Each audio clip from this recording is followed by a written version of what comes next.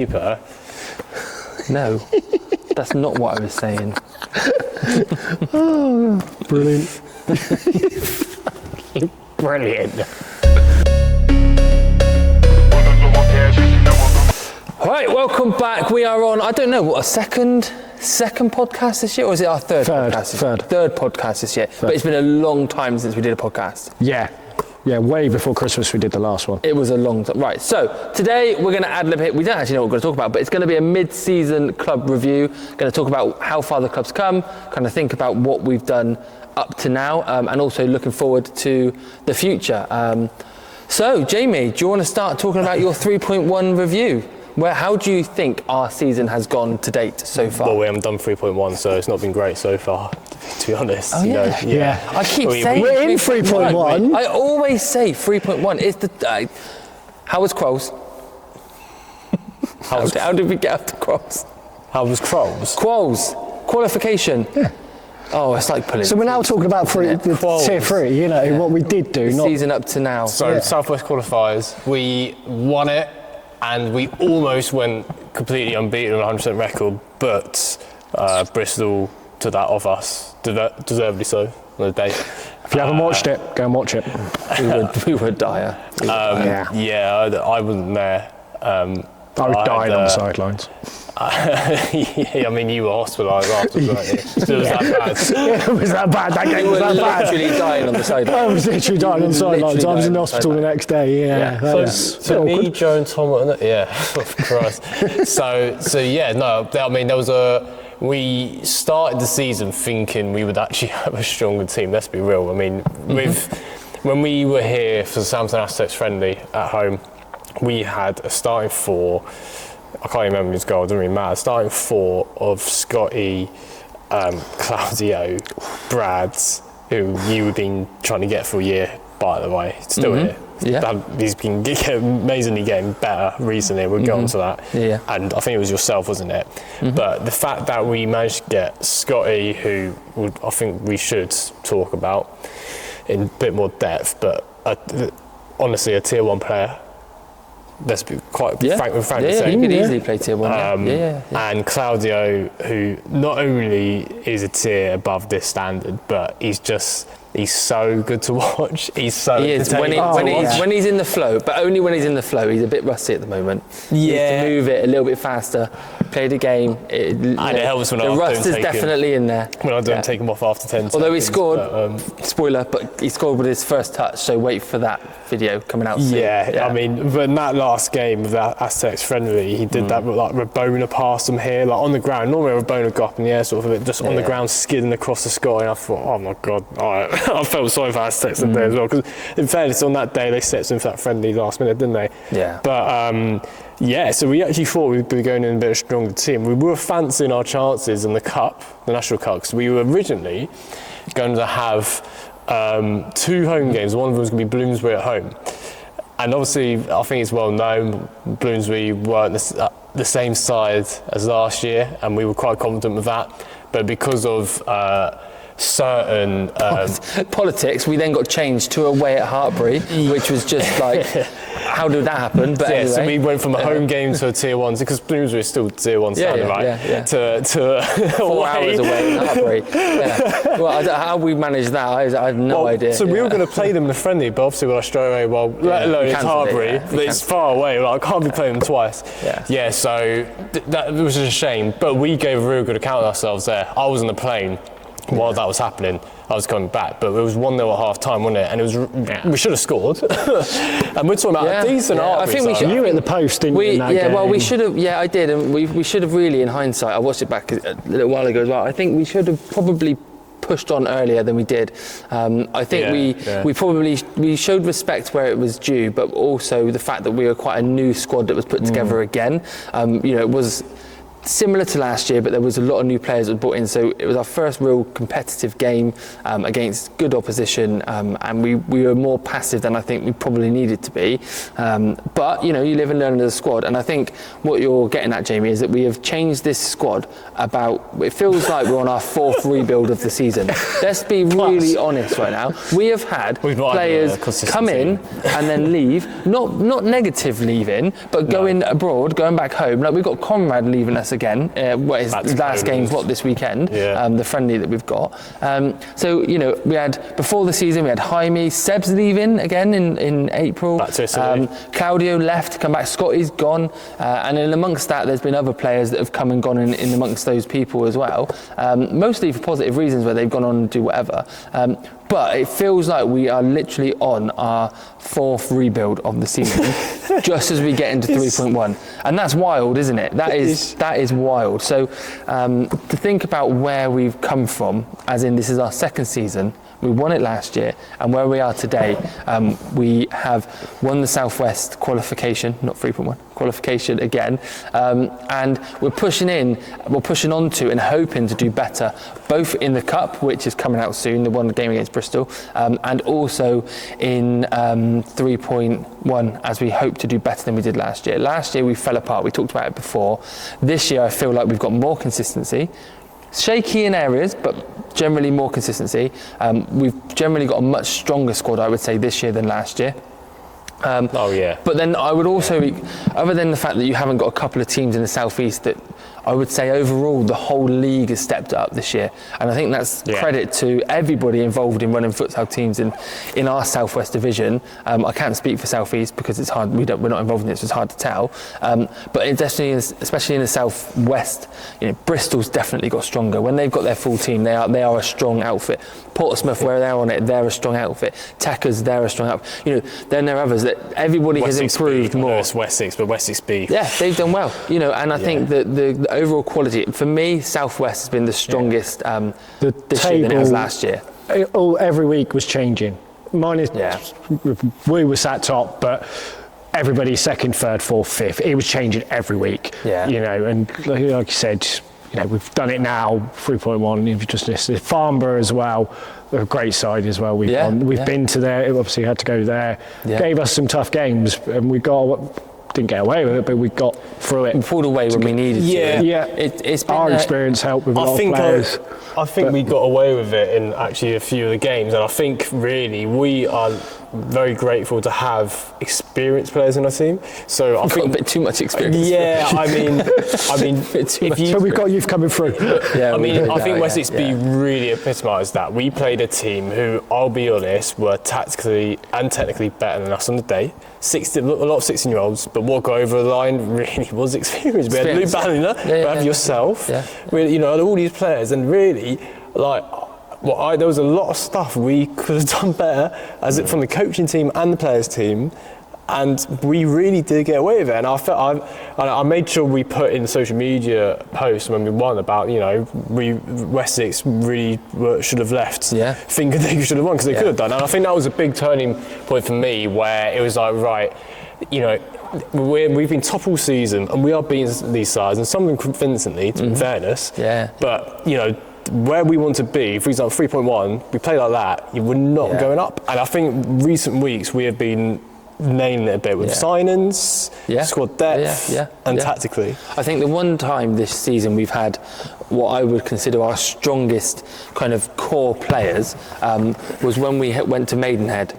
And we beat them 91, and we had Bally, Scotty, Lucas, we had everybody. We just had the whole team was pretty much there. I think there might have been one or two out, but it was pretty much everybody there. And I think we won that game 19-1 or something.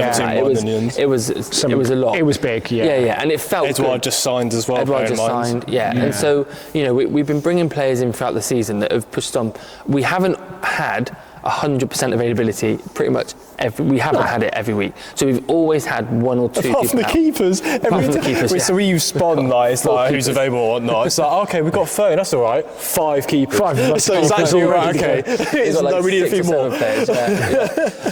So so that could, as we look forward into 3.1, that could bite us in the bum. But that's the same for a lot of the teams. How well are you going to travel? And I said it right at the start of the season, if we're going to push on this year, it's about availability and being there. But what we've got now, which we haven't had even last year to now, we've got players that are being benched that are bloody good, right? That are really good, are talented. And I think now we're starting to get into the kind of the depth of the squad, where if you're not coming training and you're not putting in that work, you genuinely will get dropped. That goes from myself, that goes from the captain, that goes from all the players in the team. Goalkeepers are used to that because you guys have been fighting for spots since the start of the season. But the outfield players, the only time I had to drop somebody was at the weekend just gone.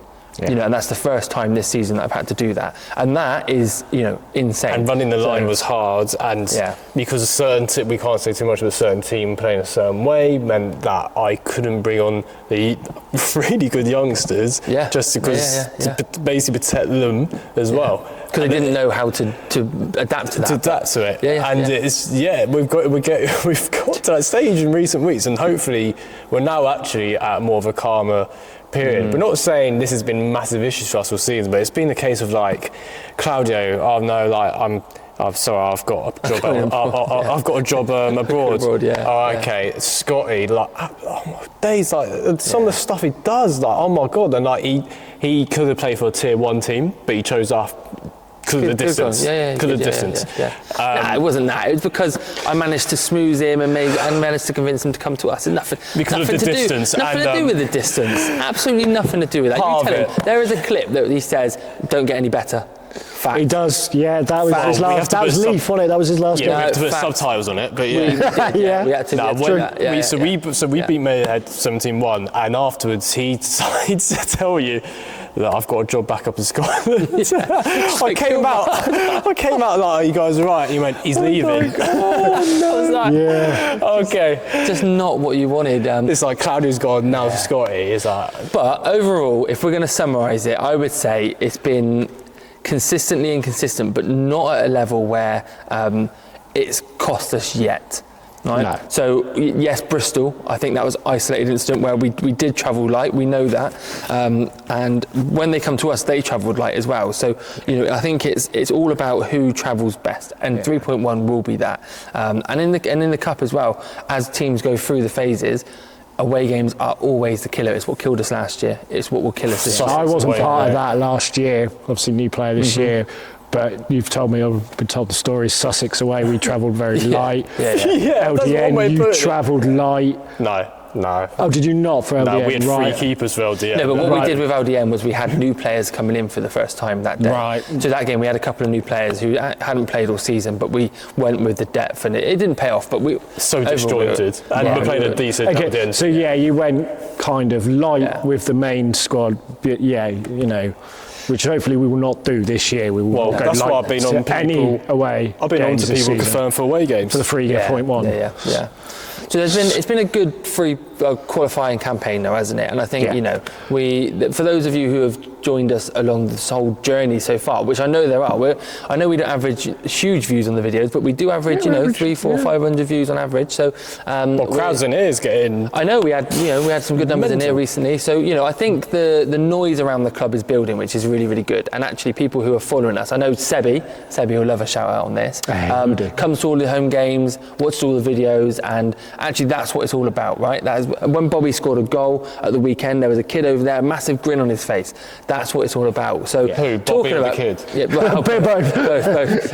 But talking about kids, shall we talk about kind of how we move on to what the club's doing? Should we say we'll do that? But do you want to do a worst moment of the season so far? What the qualifiers? Worst season? Worst moment of the season. Best moment, and I'd say maybe best match. Worst moment of the season so far. Without saying Bristol.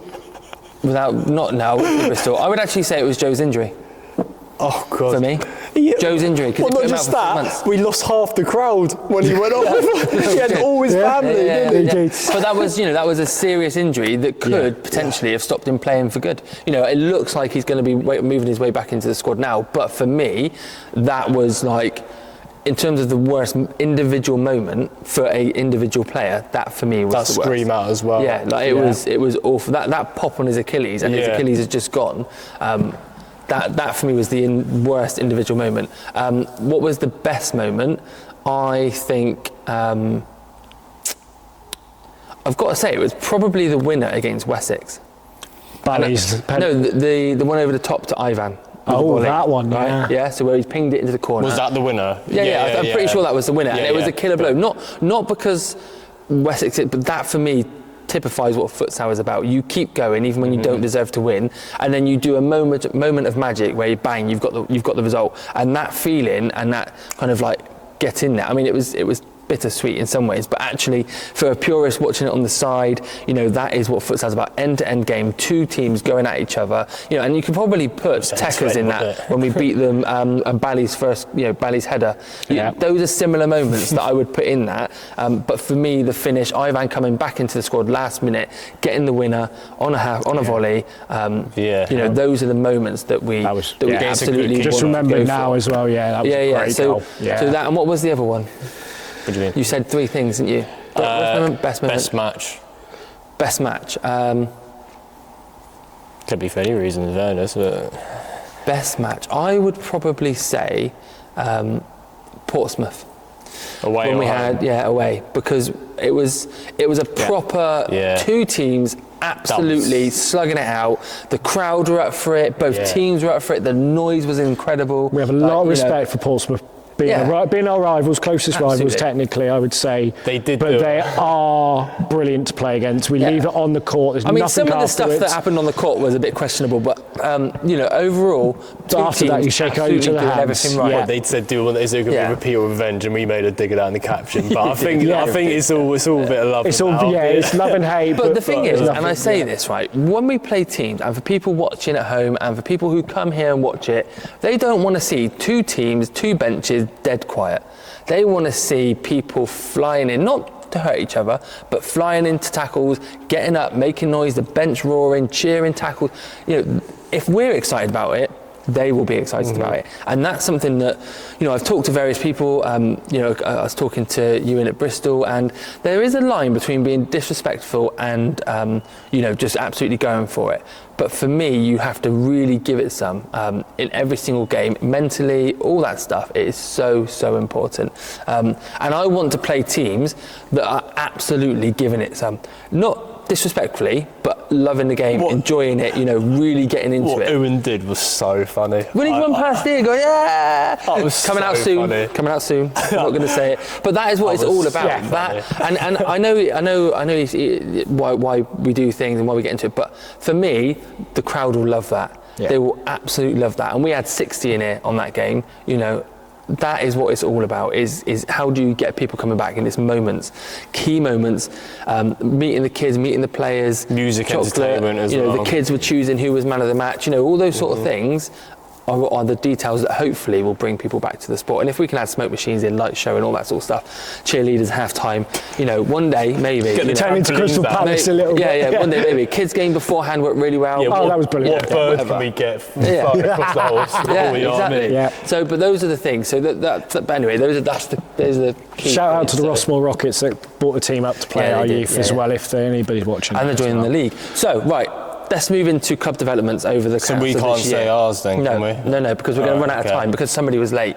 Who? You. We said 6. You were late, by 20 minutes. Yeah, but someone's got to bring 20 minutes late, right. So, you're not saying yours. And I guess stage 5 If we have time at the end, you can say yours, and you can stick around to hear theirs if there's time. If it gets into it. Yeah, right. Thanks, Mike. Say it. So, club developments, right. So, it's actually been a really good year for the club. So, the club has grown exponentially. It has, hasn't it? You think since the start of the year, let's draw it back to the end of last year. We had a men's team and a women's team that were just up and going. Now we've got 110 plus children signed up. Yeah. We've got men's, women's, we've got a local league, and we're about to launch 4 or 5 different youth leagues for different age groups. We're all with a minimum of 5 teams-ish in them, right? So you think you've gone from, say, a group of, I don't know, 30 total players to where we're at now, which will be approaching hundreds. Making hundreds YouTube and hundreds videos as well? We're not saying it's hundreds like, and hundreds of players. So, and YouTube videos has been consistent, and we've been pushing on, and we've been doing all that sort of stuff. So, and we're getting traction. We're doing the club, and off the court, we've got business sponsor. relationships coming in. We've got people interested in sponsor us next year. We're looking at doing something insane, which is potentially getting our own venue, our own warehouse one day, which might be in the near future. We're not quite there yet, but the plans are now being drawn up. Been looking at big car parks today. He's like, do you reckon they'll allow us to use a big car park? Yeah. Home's down the road. Looking at like putting a business plan together for prefab buildings, and it's not to say that it will happen, but it's to say that if we can ever do it, the plans are ready, and we can then spin off of it. The dream. And what we have that is quite unique, and I'm not saying we're the only ones that have this, but it is quite unique, is we have a really amazing group of people who run the club.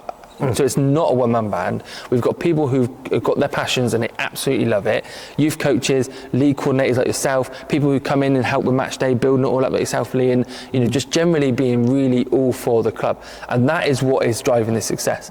Plus 100%. Putting advertising and business relationships and wider relationships with schools. We've just launched our first kind of sessions with schools, haven't we? 9 weeks worth of coaching. Callum, big shout out to Callum. He's been doing that. He's been leading on making that work. We've agreed a price. Callum's going in to go and show these kids what futsal's all about. So, it's all starting. We've got the local council want us to go to all their leisure centres. Honestly, I could keep reeling it off. Like the amount of stuff that's happening is 2 just years old. Yeah, it's just crazy. And and I think that there's something about futsal in this country that is subduing it, right? Whatever that is, and there's lots of commentators online that will say, oh, it's because of this, it's because of that, it's because of this. I think we are proof that actually, if there's a will, there's a way. And that if you want to get stuff going, yes, it's going to be hard. Yes, it's going to be a lot of hard work. Yes, it's going to cost you money. But actually, if you can get there and you're willing to put the work in, you can make it happen. Okay? Because it's too easy to go, well, it's not happening, so let's blame everyone else. Right? It's your fault, it's your fault, it's your fault. And I'm not saying there isn't fault in this, but what I'm saying is what we can control is what we do with the club, right?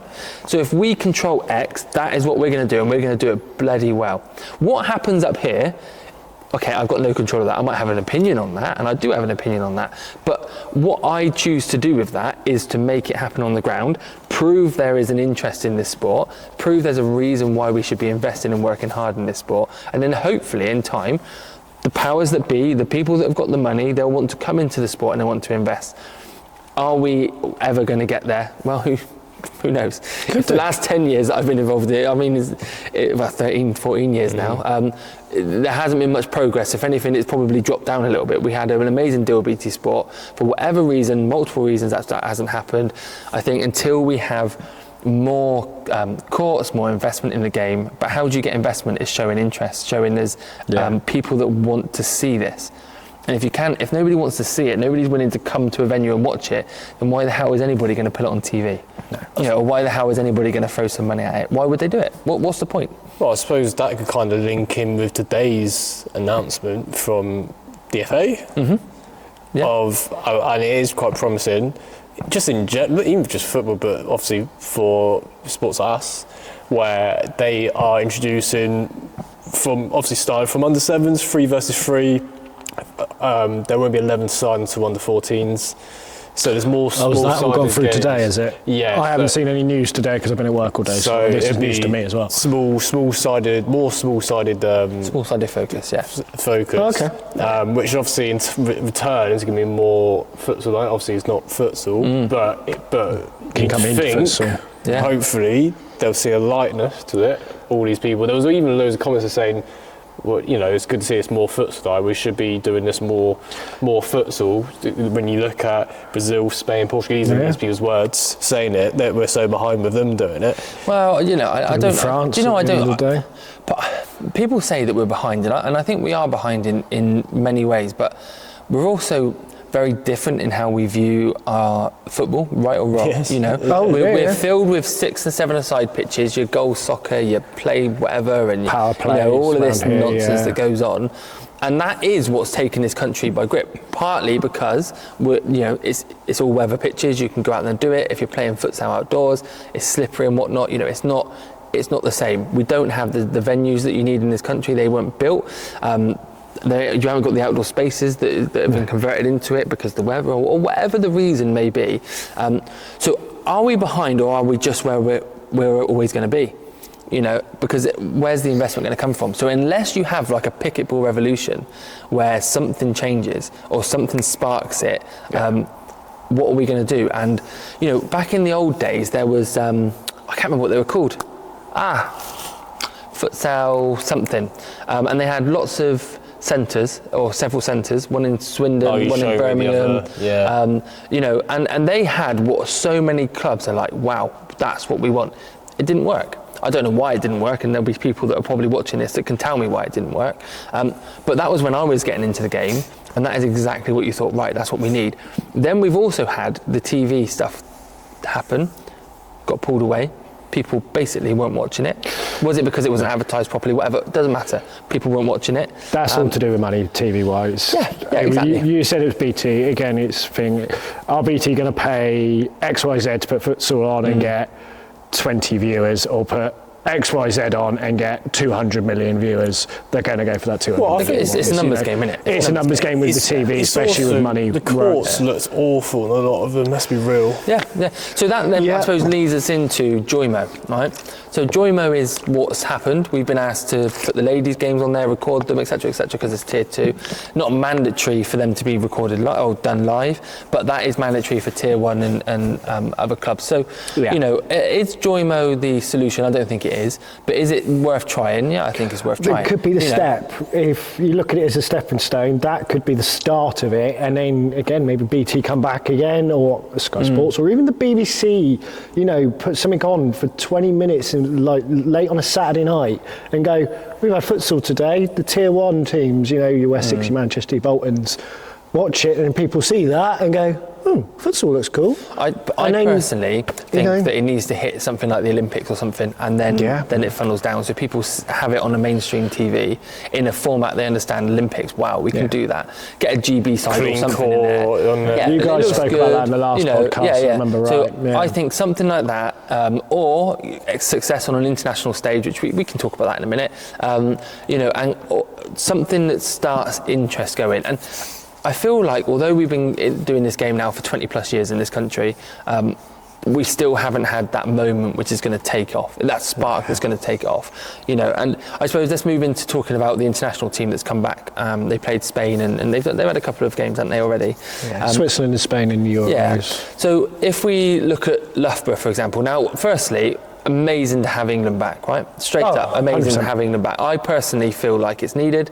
I think it's the carrot that a lot of players need to put the effort in and stuff. I think there's some work that needs to be done with clubs around how do we get that England badge into clubs, and so they can use that and attract kids to the sport under the guise of playing England futsal. I've talked to a few coaches about that and what I think about that, and to England futsal as well. So, you know, I think there's some work to do there, but the fact is, Spain come to us. We played at Loughborough, 1,000 people there, brilliant, right? Absolutely brilliant. I don't care whether it was, well, I do care, but I'm just more happy to see them play than happy to see that there were some things that, like the lines were the wrong thickness, right? And it wasn't a clean court. Little things like that, I'm thinking, come on, I mean, even we've got the right size lines here, you know, and I think it's things like that I think was disappointing, but actually, over and above all of that, that could be worked on though. Yeah, easy. But we've got a team that did an amazing. They did really, really well. They've shown progress. They've shown a togetherness, and you know they're all in it together. And regardless of how they've got there, the fact is they're back and they're playing. And people are arguing about England futsal and all those. I don't care, as long as England are playing and there is a team and players that are happy to contribute and get there and make it work, then hopefully in time the money will then funnel into it. Prove it on the court, get the investors in, and then we'll have all of the stuff that we want, hopefully, in this country. As it comes back to the whole fact of who's going to invest and why. Well, what was it? 4-5-0? We lost. No, 6. They scored late on, didn't they? Yeah, there's 2-0 to half-time, what? wasn't it? Before Spain are what? 4th, 5th? Second in the world. Oh, they're second in the world now. Yeah. Coming to us, where we're what? I don't know what rank we are at the moment. 70 something. Precisely. But it's frozen. So it's okay, but it was Stu, almost irrelevant because we're a new team. basically. Stu, but it's our Euro qualifications. We beat Switzerland a couple of weeks before that. They've come to us, take away 6-0. Actually, at the end of the day, But it was 0-0. Second at the end of the year. Yeah, so we'll take exactly. that. We did really well. We've got to go to them. You know, if we can get again, we get in that Euros, we go again. Yeah. You know, it builds the sport again. I would be surprised if we get through. I really hope. I'd love us to, but I think that just having it back is so important. Oh yeah. And it being free on YouTube as well. Yeah, watching it free on YouTube, and that for me is what needs to happen. It needs to be. This is why we do our videos. With Joymo, this is why we do what we do. £40 a year, which I mean, I paid it, and don't get me wrong, it is good because you get to go back, you get to watch the fixtures. But you're futsal enthusiast. Yeah, I love it. Yeah. So, but someone new. Are you going to pay behind a paywall? Probably not. No. And this is the problem that I've got with it, which is why I think YouTube and mandating all clubs to put their games on YouTube is more important than putting it behind a paywall on Joymo. But it is worth trying, all right? I'm all up for trying stuff. And you won't find me saying they should absolutely not do that because I see the pros and cons of both, okay? For us in Tier 3, this works for us. Putting it on YouTube, getting an audience. I think we're building an audience. It's slow, but it's building. Futsal is not something that people are immediately attracted to in this country. They're just not. You can see that, right? They're just not. Although I think over time they've really started to enjoy it. For adults, I think adults, we've had this conversation. We're stubborn in this country where football's football, got to be outside. This and that. If you can't kick it against the wall, then what are you doing? I mean, but then exactly, but then they actually come in and try it. They're like, yeah, I'm going to come down again. Always happens. Yeah. There's only one. I think for 1,000 people, I think one person that was actually tries with us. We offered to come here. He's probably the only ever time, and he was a box midfielder in football. Yeah. Everyone else is like, actually, no, this is like decent. This is all right. Yeah. It's because it's like this thing. Oh no, it's not football. Yeah. But I think it was the Portugal head coach said, futsal it has the potential to be the second most popular sport in the world. Potential. Yeah. Right. Well, I think when I've talked about this before, and I talked about it in the starting up a futsal club video. As I said, if you're looking to do something, start up a business or whatever, futsal is screaming out at you because the competition is like non-existent. Everyone can recognise it, and there's very few barriers to entry. You need a ball, you need some bibs, and you and your mates can go and play. And 2 goals, which we need to set up. But you can even throw 2 bloody bibs on the floor to start with. Do you know what I mean? Like you can do that, and so jump over the goalposts. Yeah, and you can even do it outside on a hard court on a concrete if you wanted to. Like if you really just wanted to get playing. I think that. It's a really great thing to get into. It has a lot of potential. Are you right, mate? You preoccupied there? You just checking the time. So we got the. Right, they're coming in a minute. Yeah. If you wasn't late, then we would have another 20 minutes. Yeah. Well, we talked about all of this instead of what our favourite moment of the season was. All right. Well, so we might get to that in a minute. Right. So let's call it there. We've talked about our season so far. We've talked about a little bit about club development and where we're at. There's going to be more videos coming out in time that are coaching videos, all those sort of things that we're looking to do where we change this content and develop that. Signing George, we haven't talked about George. Signing George, both for playing, but also we're looking to build on his platform and trying to get some traction coming into the club that way. Mic'd up gaff. Lots of other stuff coming, which we're going to try and see what works. He's generally a good player. He's not just here for the mic. Gives me a rest if nothing else, right? Yeah. Both of us are over 30 now, though. Over. Yeah, I mean, I'm knocking on the door to 34. He's just turned 30. So we've done that. We talked about that, and let's just think about what we would be thinking moving into 3.1. What would the positive outcomes be? For me, it's just an improvement on last year. Of course, we want to do as best we can. Of course, we want to try and get promoted if we can. But we also need to be realistic about where we are at compared to, say, Tier 2 teams. And, actually, if we improve where we were last year, if we can make a final, brilliant. Those sort of things. Whereas I'm not too worried about where we finish as long as we give it everything that we've got. I'm not hung up on getting promoted or anything like that. If it happens, great. If it doesn't, well, It'd be strange it's okay. if we did, because there's a team that said that will never play us again. So it'd be really weird. Especially if they don't go up as well. That would be interesting, wouldn't it? They would never play us again, We'll have to see. We'll see if they go up. Get 6 points out of that, won't we, if they don't go up, if they don't want to play us again. Forfeit They games. won't get the same welcome here as they did last time, put it that way. Yeah. So go on, Jamie, what are you thinking for 3.1 in short, snappy, because then you want to do your end bit. So you can either talk for 5 minutes now, or you can keep it short and snappy. We can do the next bit about McDonald's. We'll go there later. That's our 3.1 preparations. Yeah. I do feel we're in a very good place to look for promotion, and the reason I'm saying that as well is because of the playoffs this year. So there's that second spot, even though that is a tough one. But we're not just looking at this as a men's performance or women's performance teams. We are looking at this, like we said earlier, as a club overall, and we are growing. We're not just talking about what we do here on the Sunday 2:30 kick-off at home. We are growing as a club, and over time, whatever the men's do on this, it will naturally go up with it as well. So there's no rush with it, but we've got to appreciate the squad we have and where we finished Southwest and Southeast being weaker than it was last year, let's be real, that we do have a good chance, and we're not going to sit and go, we don't care, we don't think we have a good chance, people just think we're lying. But we know we've got a good chance, but it's not the all as far as I'm be all end all, is it? Yeah, but on that one, as far as I'm concerned, everyone's got a chance. I think Texas can beat us on the day. I think Portsmouth can beat us. I think Bristol can beat us. I think we've got a good squad. I think we've got a really good squad that on its day can beat anybody. I think we can beat a bunch of tier 2 teams. I think we can give tier 1 teams a really good go at it. But I'm also realistic in that we are not the polished futsal side that I think some players think we are. Right? We're not. We are not to the level that I think people think that we are. I think we've got it in the tank, but we're not there yet.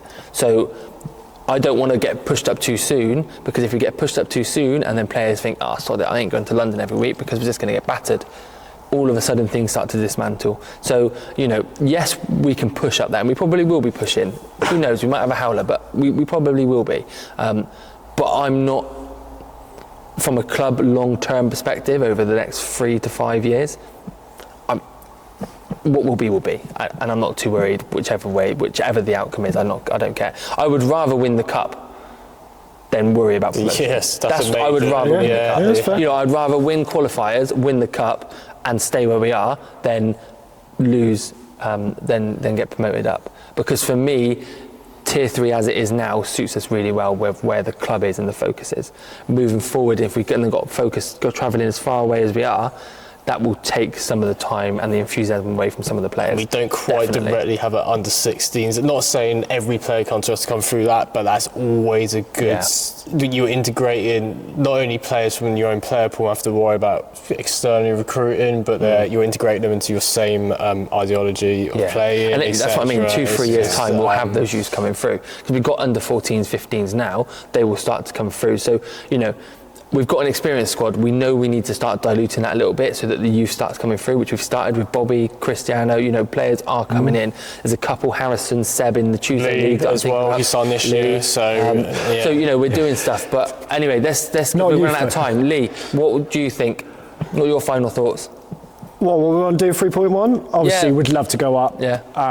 But as long as we give a great account of ourselves, don't play the game like we did against Bristol. If we can go to every single game, and we do not have a Bristol game, and that's not taking anything away from the Bristol team there, but come off the court, even if we lose 7-9, we gave it our all, boys. Unlucky, we go again, and then like Mike's saying, we go up, and next year we go again. We keep, as long as we give ourselves account of the course that we went, that was just unlucky. We just couldn't get over the line. But Okay, go on then. 2 minutes. Your 3 moments. So look, the moment you've all been waiting for. Go on then. Oh wait, who's starting? You can start it. Go on. Well, sorry. Well, you can edit it out. It's fine. It's cool. He's more likely going to edit it out. Yeah, absolutely. I'm going to say.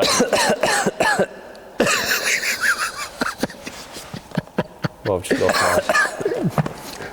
There's people waiting outside, and he's just pissing about doing this. But all right, mate. Now I've got to edit the. Don't swear. Don't swear. You swore. Don't swear. Go on. Profanity Go on. button. Hurry up. No, Right, we'll go. Okay, no, go on, do it. Best game, Dino Techers, especially how they acted on the day. Unlucky fellas. And what, here? Yeah. Oh, right, okay. Best moment, Bally scored in the last minute against Dino Techers, especially how they acted on the day. Unlucky fellas. And worst moment. You know we're playing them last game, right? Yeah. You could stop us going. Yeah, but you can edit it out. It's fine. And. Don't let it mine out, please. It's going to hit us straight in the bum. No, but Please don't let it mine all out. jokes aside, they definitely that was an amazing game, and Bally scoring last minute was amazing. It was the bit afterwards, which we won't go into. Let's just say. I don't know if we even can. Yeah, that's why I'm saying we're not going into it. And the worst moment, well, I know because you mentioned Joe, I'm going to say when Scotty said he's going to leave. Oh, you bastard! After a 17-1 win. Best moment, I'm gonna be cheeky, go 2-1. My save against Techers at their place. My hand just come out of nowhere, saved it. My penalty save against Portsmouth, and he dived as well. But I don't know if it's out yet or it's coming out this week. Bobby scoring for his own half. I've got it on the little camera. It was a hell of a goal. So there's a spoiler there if it's not out. Best game. I'm going to go to the game I played against Techers because that was a tight game. Sorry, I've got to be selfish. Worst moment. My save, but anyway, and when I played. Right, out the door. Up the doors!